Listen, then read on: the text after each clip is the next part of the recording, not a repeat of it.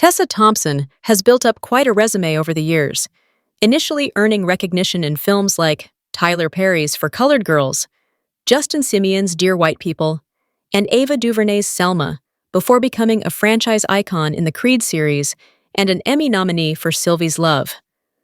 One of her biggest ventures, however, has been joining the MCU. Debuting as Valkyrie in Thor Ragnarok, she's since become tied to the comic book character, appearing in 4 films in total, the animated anthology series What If, Shke, and the recent Marvel Zombies. As is the case for just about any star, it's been a life-changing ride aboard the superhero franchise train, though not always in the way she's expected. I think a common misconception, a little bit, is there's this idea that people talk about a lot in Hollywood, like, one for you and one for them, she said. And typically, I think something like Marvel gets bracketed in this space of one for them, and I didn't have that relationship to it when I joined it. Rather, she hit on how the franchise provides an opportunity to work with some of the best directors, like, in her case, Taika Waititi, and how the actual movie-making experience isn't just some mechanical process, but can instead feel more spirited with the right people involved. I felt really excited. Taika Waititi was an indie filmmaker that I really loved and respected, and really liked his films. We really approached making my first Thor with that kind of indie spirit. For me, obviously, the scale was different than making independent films, but the energy of making it felt very scrappy, I guess, in a way that was really refreshing.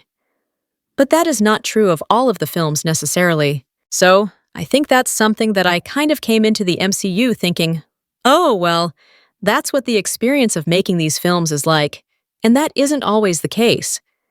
Further addressing the one for me, one for them perception, Thompson also countered the idea that big franchises pave the way for stars and directors to take on the projects they really desire. While she admitted that's not necessarily untrue in some regards, she's also personally experienced how taking on such a role can change the perception of an actor within the industry. It's not something she's had to worry about too much, as she's enjoyed roles in smaller projects like Passing, Annihilation, and Sorry to Bother You since becoming a more mainstream name, but she admitted that it requires a bit of relationship building and a reliable team to live in both the blockbuster and indie world at times.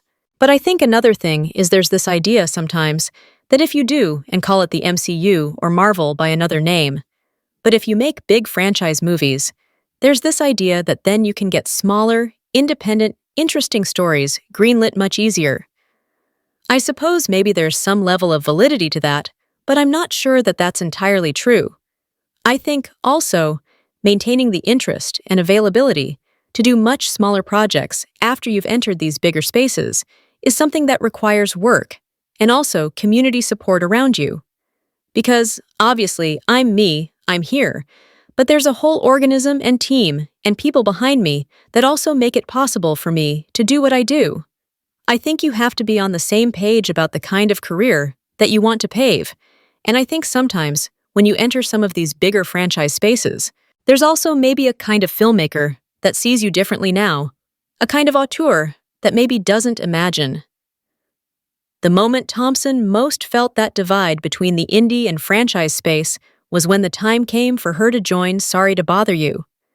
Directed by the multi-hyphenate Boots, Riley in his feature debut, it paired her up with Lakeith Stanfield and featured a killer supporting cast, including Jermaine Fowler, Omari Hardwick, Terry Crews, Kate Berlant, Stephen Yeun, Danny Glover, and more.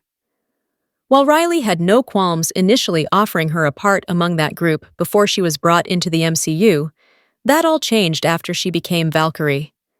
It caught her by surprise because of her belief coming in that the franchise would only make her more in demand than ever. Like, for example,